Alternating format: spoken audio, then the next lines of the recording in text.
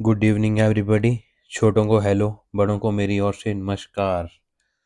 तो आज है 14 नवंबर, तो चिल्ड्रन डे भी है। तो सभी को मेरी ओर से हैप्पी चिल्ड्रन डे। और आज ही गोवर्धन पूजा है, तो सभी को मेरी ओर से गोवर्धन पूजा की हार्दिक बधाई और शुभकामनाएं। इस दिन आप अपना जो भी बिजनेस करते हैं या जो भी जैसे लोहे की आइटम है, जो भी होती है, मशीनरियाँ होती है, आप कुछ भी पूछ सकते हैं। और आप जो तैयारी कर रहे हैं बच्चे या पढ़ाई करते हैं, वो अपनी बुक्स भी पूछ सकते हैं गोवर्धन पूजा वाले दिन। ठीक है?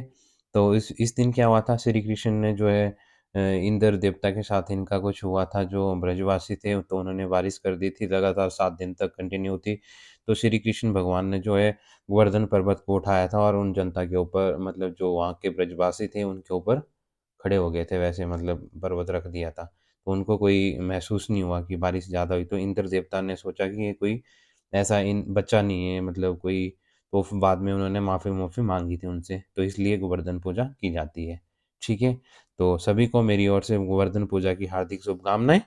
तो इस दिन श्री कृष्ण भगवान की पूजा भी करते हैं। राधे, राधे। तो अब हम बात करते हैं, जो कि हम 5th डिस्ट्रिक्ट की बात करते हैं, हिमाचल प्रदेश की। तो अब आएगी कांगड़ा डिस्ट्रिक्ट। पहले मैं आपको बता देता हूँ कि कांगड़ा डिस्ट्रिक्ट, पहले तो आप आपके आगे हर बार की तरह मैप होना चाहिए और आप देखो कांगड़ा डिस्ट्रिक्ट कहाँ है। तो कांगड़ा डिस्ट्रिक्ट, ये कांगड़ा डिस्ट्रिक्ट है। अब आप ये देखिए कि ये अदर जो इसके साथ टच करती है डिस्ट्रिक्ट है, पहली है चंबा, सेकंड है लाहौल स्पीति, थर्ड है कुल्लू, फोर्थ है मंडी, फिफ्थ है हमीरपुर, सिक्स नंबर पे ये ऊना। ठीक है? तो 6 डिस्ट्रिक्ट हैं जो है टच करती है, जो बाउंड्री शेयर करती है चंबा, सॉरी, कांगड़ा के साथ। चंबा और लाहौल स्पीति, कुल्लू, मंडी, हमीरपुर और ऊना। ठीक है? मैं थोड़ा इनको छोटा कर देता हूँ क्योंकि कुछ ज़्यादा हो गया, दिखेगा नहीं।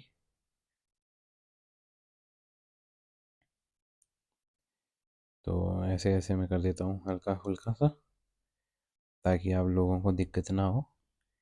1, 2, 3, 4, 5 और एक 6। ठीक है? ये आपको ध्यान में रखना है। और अब हम बात करेंगे कि कांगड़ा डिस्ट्रिक्ट, मैंने बता दिया आपको कि कौन कौन से टच करते हैं। मैंने अपने आप मैप बनाया हुआ है अपने नोट्स में यहाँ पे। तो ये एरिया के हिसाब से 10.31 मतलब कवर करता है हिमाचल का टोटल एरिया जो है। और कांगड़ा डिस्ट्रिक्ट का गठन कब हुआ था? 1 नवंबर 1966 को हुआ था। ठीक है? और पॉपुलेशन डेंसिटी कितनी है? 263। और जो जनसंख्या में योगदान है वो 22% है, किसका? कांगड़ा का। मतलब हिमाचल की बात कर रहा हूँ मैं। और लिटरेसी रेट कितनी है यहाँ पे? 85.67। और क्षेत्रफल कितना है? 5739 स्क्वायर किलोमीटर। ओके। और सेक्स रेशो कितनी है? 1012। ठीक है? 1012 का मतलब है 1000 पुरुष के ऊपर 1012 स्त्रियां। ठीक है? और लिटरेसी रेट जो चाइल्ड है 876 है। और डेकेड ग्रोथ रेट कितनी है? 12.77, 10 की वृद्धि दर। तो आपको इतना कांगड़ा डिस्ट्रिक्ट के बारे में थोड़ा थोड़ा पता होना चाहिए कि कांगड़ा डिस्ट्रिक्ट का गठन कब हुआ, पॉपुलेशन डेंसिटी कितनी है, और ये पॉपुलेशन में कितना योगदान देता है हिमाचल प्रदेश में, और यहाँ पे लिटरेसी रेट कितनी है, और एरिया कितना है, और लिंगानुपात कितना है, और 10 की वृद्धि दर कितनी है। आपको कॉमन कॉमन से छोटी छोटी बेसिक नॉलेज पता होना चाहिए। और इसकी भौगोलिक स्थिति आपको ध्यान होनी चाहिए कि कांगड़ा जो जिला है हिमाचल प्रदेश के उत्तर और पश्चिमी में बत्ती इसका मतलब होता है 32 डिग्री और 40 मिनट से लेके 32 डिग्री 25 मिनट तक। ठीक है? उत्तरी अक्षांश, ये भी आपको ध्यान रखना है। तथा 75 डिग्री से 35 मिनट से लेके 77 डिग्री से 5 मिनट पूर्वी देशांतर के बीच में है। ये बीच लिखा हुआ है मैंने। ठीक है? पूर्वी, ये आपको ध्यान होना चाहिए कि अब पूर्वी देशांतर और उत्तरी अक्षांश का आपको पता होना चाहिए। अक्षांश और वो क्या होता है? देशांतर। देशांतर और अक्षांश क्या होता है? ठीक है? लैटिट्यूड और लॉन्गिट्यूड आपको पता होना चाहिए कि क्या होता है, ठीक है? या वो ऐसी रेखा होगी तो इसको क्या बोलते हैं, और जो ये होती है इसको क्या बोलते हैं ग्लोब में, मैप में, उसमें, ठीक है? तो अब इसके बारे में ज़्यादा लंबी वीडियो हो जाती है तो फिर वो आप मेरी पहली वीडियो में देखना जिसमें मैंने भौगोलिक स्थिति बताई है उसको। और यहाँ पे पर्वत श्रृंखलाएं जो है धौलाधार कुल्लू से होते हुए बंगाल क्षेत्र को पार कर कांगड़ा में प्रवेश करती है, ठीक है? और चंबा की हाथीदार के समांतर चलती है, ठीक है? कौन सी? धौलाधार कुल्लू से होते हुए बंगाल क्षेत्र को पार कर कर कांगड़ा में प्रवेश करती है। और यहाँ पे जो रिवर है वो कौन कौन सी रिवर है आपको पता होना चाहिए कि यहाँ पे ब्यास रिवर भी है, और यहाँ पे बिनवा रिवर भी है, और यहाँ पे न्यूगल भी है, और देहरा और चक्की खड भी है जो कांगड़ा और पंजाब की सीमा बनाते हैं। तो पालमपुर तहसील के संदौल में जो है कांगड़ा में प्रवेश करती है ब्यास नदी, ठीक है? मिर्थल के पास कांगड़ा को छोड़कर पंजाब में प्रवेश कर जाती है गुरदासपुर के पास जो है ब्यास नदी। और ब्यास नदी जो लिखा है मैंने यहाँ पे, तो इसका कितने किलोमीटर बहती है हिमाचल में? 256 किलोमीटर। और जो इसका नाम अर्जिकिया और बिपाशा भी है, ठीक है? और अर्जिकिया और बिपाशा, ये आपको ध्यान रखना है, ठीक है? और ये जो है ये वैदिक नेम है और ये संस्कृत है, ठीक है? संस्कृत होगा यहाँ पे, फिर से लिख देता हूँ थोड़ा।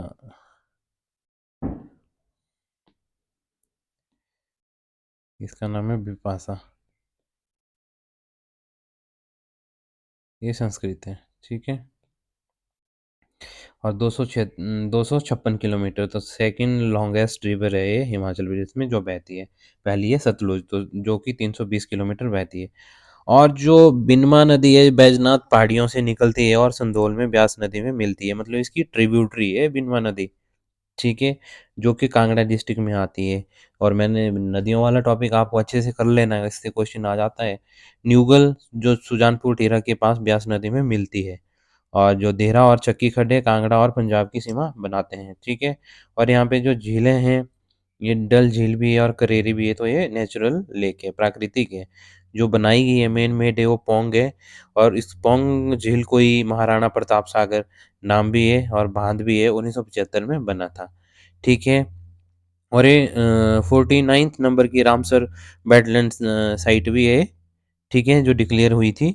और जो पोंग झील है वो 42 किलोमीटर और 2 किलोमीटर विड्थ है इसकी, ठीक है? और 2002 में इसको रामसर साइट बनाया घोषित किया गया था, 14 अगस्त 2002। ये आपको ध्यान रखना है, 14 अगस्त 2002, ठीक है? और इसकी डेप्थ कितनी है? तो 97.84 मीटर डेप्थ है इसकी, किसकी? पोंग झील की। और जो इतिहास आता है, कांगड़ा का इतिहास जानने के लिए हमें कांगड़ा रियासत, नूरपुर रियासत, सिब्बा रियासत और दत्तारपुर रियासत और बंगाल रियासतों का अध्ययन करना पड़ेगा, ठीक है? आपको पता होना चाहिए कि जो 5 रियासतें हैं उसका अध्ययन करेंगे हम आगे, और उसके बाद हमें कांगड़ा की हिस्ट्री पता चलेगी, ठीक है? और त्रिगर्त के शाही परिवारों के इतिहास की ओर ध्यान दिलाने वाला पहला यूरोपियन कौन था? कनिंघम जी थे। कौन थे? कनिंघम, ठीक है? 1615 में आने वाला पहला यूरोपियन कौन था? थॉमस कॉरियाट थे। कौन से थे? थॉमस कॉरियाट थे। और कनिंघम के अनुसार रावी और सतलुज के बीच बीच जो स्थित रियासतें हैं कांगड़ा समूह की रियासतें थी। कौन सी नदी है? रावी और सतलुज, ठीक है? जो भी इसके बीच में आती थी रियासतें, वो रियासतें कौन कहाँ की थी? कांगड़ा रियासतें समूह थी इनका, ठीक है? और कांगड़ा रियासत के बारे में हम बात करेंगे। कांगड़ा का जो प्राचीन इतिहास है, जो कांगड़ा प्राचीन काल में त्रिगर्त के नाम से मशहूर था। ये कांगड़ा रियासत का इतिहास बढ़ रहे हैं हम अब। पहला, तो त्रिगर्त के नाम से मशहूर था। त्रिगर्त की स्थापना महाभारत युद्ध से पूर्व मानी जाती है। महाभारत युद्ध से पूर्व मानी जाती है। और स्थापना करी किसने थी त्रिगर्त की? तो भूमिचंद ने करी थी। और राजधानी कहाँ बनाई थी? मुल्तान पाकिस्तान में बनाई थी। और भूमिचंद इस वंश पीढ़ी के 200 जो मतलब ये भूमिचंद थे, इनकी जो पीढ़ी का था 234वां जो राजा थे सुशर्मा ने जलंधर त्रिगर्त के कांगड़ा के किले की स्थापना करी। और अपनी राजधानी बनाया था कहाँ पे? कांगड़ा के किले की स्थापना करी थी वहाँ पे, ठीक है? और अपनी राजधानी बनाई थी किसने? सुशर्मा ने, राजा सुशर्मा, जो कि भूमिचंद के ही वंश से था। 214वां नंबर इनका आता है सुशर्मा का, ठीक है? और उन्होंने कांगड़ा किले को स्थापना करी और अपनी राजधानी बनाई। तो आपको पता होना चाहिए कि जो नॉर्थ का जो सबसे पुराना ओल्डेस्ट जो किला है और वो है कांगड़ा किला, ठीक है? तो त्रिगर्त का अर्थ क्या होता है? जो त्रिगर्त का शाब्दिक अर्थ है, तीन नदियां रावी, ब्यास, सतलुज के बीच फैले भूभाग से है। बाणगंगा और कुराली और न्यूगल के संगम स्थल को भी त्रिगर्त ही कहा जाता है। तो आपको पहली बात है याद होनी चाहिए कि बाणगंगा, कुराली और न्यूगल, रावी, ब्यास और सतलुज तो आपको याद होना ही चाहिए। इसके अलावा आपको बाणगंगा, कुराली और न्यूगल, जो कि ये न्यूगल जो है और बाणगंगा जो है ये ब्यास नदी की ट्रिब्यूटरी है, तो इसके संगम को भी, जो स्थल को भी त्रिगर्त ही कहा जाता है। और जो जलंधर था, पद्म पुराण और कनिंगम के अनुसार जालंधर जो नाम पड़ा था, तो दानव जो जालंधर में लिया गया था, जिससे भगवान शिव को, मतलब एक राक्षस थे जालंधर में, एक राक्षस थे जिसको भगवान इन्होंने मारा था, भगवान शिव ने मारा था। तो उसका नाम फिर जालंधर पड़ गया था, ठीक है? जालंधर नाम दानव जालंधर से लिया गया था। आपको इतना होना चाहिए कि वो कौन थे दानव थे, तो उसका नाम था दानव जालंधर। जिसे किसने मारा था? तो आपको याद होना चाहिए कि शिवजी भगवान ने उसको मारा था, ठीक है?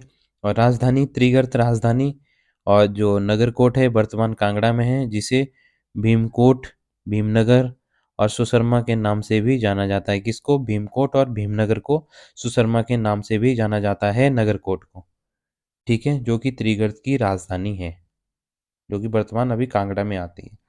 तो स्थापना किसने करी थी त्रिगर्त की? सुशर्मा, जो कि 214वां शासक था। कौरवों की तरफ से ये युद्ध लड़े थे, ठीक है? कौरवों की तरफ से ये युद्ध लड़े थे। कौन? सुशर्मा, जो कि 214वां शासक था, जो हमारा त्रिगर्त की स्थापना करी थी भूमिचंद ने उनके, ठीक है? आपको सेम टू सेम ही नोट्स बनाने हैं, तो आपको ज़्यादा ज़्यादा उसकी ज़रूरत नहीं है। तो अब हम बात करेंगे मोहम्मद गजनबी के दरबारी जो उतबी थे ने अपनी पुस्तक में क्या लिखा? तारीख पामिनी इनकी पुस्तक थी, तो इन्होंने भीमनगर कहा था। और फरिश्ता ने क्या कहा था? भीमकोट। और अरबरूनी ने क्या कहा था? नगरकोट की संज्ञा दी थी त्रिगर्त को, ठीक है? और पुस्तकों के में विवरण जो मिलता है त्रिगर्त का, महाभारत में मिलता है, पुराणों में मिलता है, राजतरंगिणी जो कि कलहण ने लिखी थी उसमें मिलता है, पाणिनि की अष्टध्यायी में त्रिगर्त को आयुधजीवी संघ कहा जाता है, ठीक है? आगे बताऊंगा कि आयुधजीवी संघ होता क्या है, ठीक है? तो जो नगरकोट का नाम जो था, जो वर्तमान कांगड़ा में है, किसने क्या दिया था नगरकोट का नाम, ठीक है? तो फरिश्ता ने क्या बोला था? भीमकोट। अलबरूनी ने क्या बोला था? नगरकोट। उतबी ने क्या बोला था? भीमनगर। तो आपको ये तीनों मैंने ऊपर वाले लिखे हैं कि क्या लिखा है, ठीक है? तो ये नाम किसके थे? नगरकोट के, ओके? तो मैंने यहाँ पे लिख दिया है नीचे। तो किसने क्या कहा था? फरिश्ता ने कहा था भीमकोट, और अलबरूनी ने कहा था नगरकोट, और उतबी ने कहा था भीमनगर। तो यहाँ से बहुत ही ज़रूरी क्वेश्चन बन जाता है, पहले भी बहुत एग्जामों में आया हुआ है, ठीक है? और महाभारत काल, महाभारत के युद्ध में सुशर्मा जो कि राजा थे, उन्होंने कौरवों का साथ दिया था। और मत्स्यन जो राजा थे विराट पर भी इन्होंने आक्रमण कर दिया था, क्योंकि इन्होंने ये जो है पांडवों की सहायता कर रहे थे उस टाइम, तो इनको दुश्मनी हो गई थी उस तरीके से लेके, फिर इन्होंने इसके ऊपर वो कर दिया था, इन्होंने साथ दिया था उनका। तो कांगड़ा का अर्थ जो निकलता है वो कान कागड़, या भगवान शिव ने जो जालंधर जो राक्षस से, जो कि समुद्र और गंगा पुत्र थे, नदियों का पिता था, ठीक है, को मारा, तो उसके कान जिस जगह गिरे वहीं स्थान जो है कांगड़ा कहलाया, ठीक है? जो मैंने आपको बताया था पहले कि जालंधर नाम क्यों पड़ा था, तो इनके जो है क्या हुआ था, इनके कान गिरे थे, जहाँ पे कान गिरे थे तो उनका नाम जो है कांगड़ा पड़ गया था। किसके? जालंधर राक्षस ने। मारा किसने था? शिवजी भगवान ने मारा था। और यूरोपियन जो यात्री जो आए थे कांगड़ा में, फर्स्ट कौन थे? जो कि 1615 में आए थे, थॉमस कॉरियार्ड थे फर्स्ट यूरोपियन कांगड़ा आने वाले। और 1666 में थेवेनोट आए थे, और 1783 में फॉरेस्टर आए थे, और 1882 में विलियम मुरक्राफ्ट आए थे। सॉरी, 1882 नहीं होगा यहाँ पे, और यहाँ पे वैसे 1822 होगा। ठीक है, 82 22। 1835 में विघ्ने आए थे। सॉरी, ये कांगड़ा की बात कर रहे हैं, तो कांगड़ा में 1882 और 1835 में आए थे। ठीक है। Did not visit Kangra but, इसको मैं कर देता हूँ past through the outer hills of Kangra. ठीक है, इन्होंने कभी कांगड़ा विजिट नहीं किया था, तो बट ये यहाँ से पास हुए थे। ठीक है, आउटर हिल्स से, विलियम मुरग्राफ्ट और विग्ने जी। ठीक है, और यहाँ पे राजतरंगिणी के अनुसार जो 470 ईस्वी में जो श्रेष्ठ सेना थी, और 520 में प्रवर जो सेना थी, दोनों कश्मीरी राजा ने क्या किया था, त्रिगर्त पर आक्रमण किया और जीता। ठीक है, राजतरंगिणी के अनुसार है 470 ईस्वी में जो श्रेष्ठ राजा, और 500 ईस्वी में प्रवर सेना। ठीक है, दोनों कश्मीरी राजा थे, ने क्या किया था, त्रिगर्त पर आक्रमण किया था और जीत गए थे दोनों ही राजा, श्रेष्ठ राजा और प्रवर राजा, 470 और 520। और नेक्स्ट हम बात करेंगे मोहम्मद गजनबी की दरबारी, जो उतवी ने, ये हमने कर लिया पहले ही कंप्लीट इसको।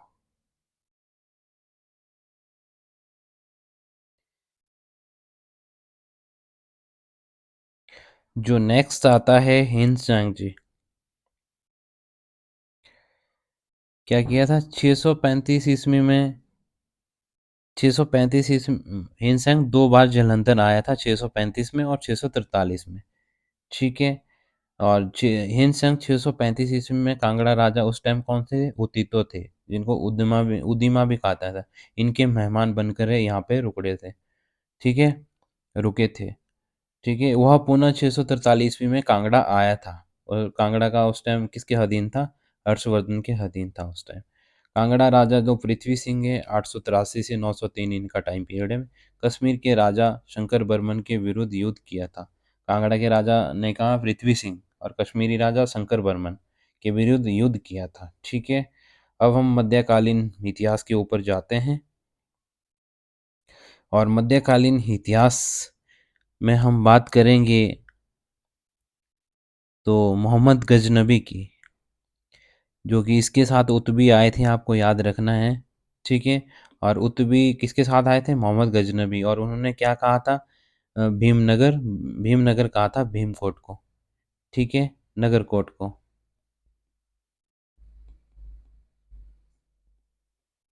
ओके,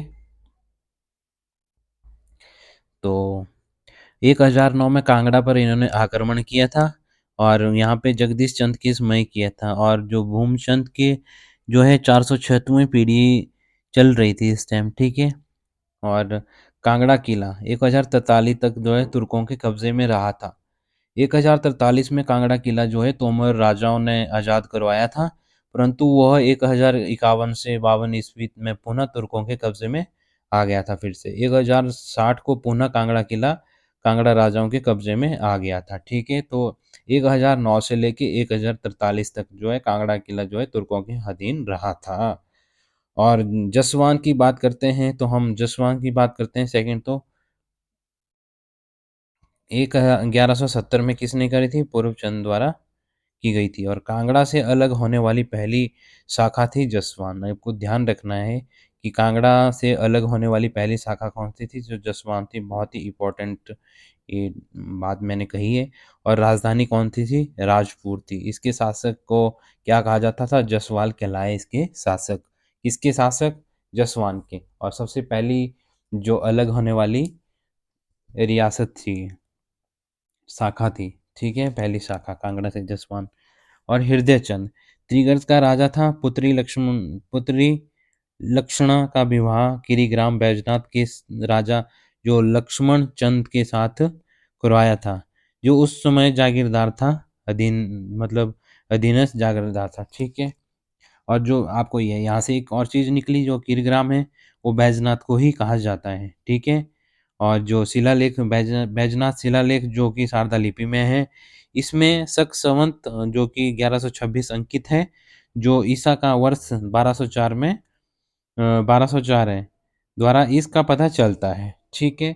शिलालेख जो शारदा लिपि का है, इसमें जो शक संवत जो 1126 अंकित है, जो ईसा का वर्ष है 1204 है। ठीक है। इसका पता चलता है बैजनाथ का। ठीक है, गिरिग्राम का। और अब हम बात करेंगे, मुझे लगता है ज़्यादा लंबा टॉपिक ना चला जाए, लंबी वीडियो हो जाएगी, तो आज हम यहीं पे ही वीडियो को विराम देते हैं। मोहम्मद गजनबी हमने कर लिया है। तो thank you so much everyone. Like share and comment जरूर करिए। तो सभी को एक बार मेरी ओर से गोवर्धन पूजा की हार्दिक बधाई और शुभकामनाएं। तो आप पढ़ना स्टार्ट, अपना कंटिन्यूटी बनाए रखें, आपके एग्ज़ाम जरूर जल्दी जल्दी हो जाएंगे। Okay, thank you so much everyone.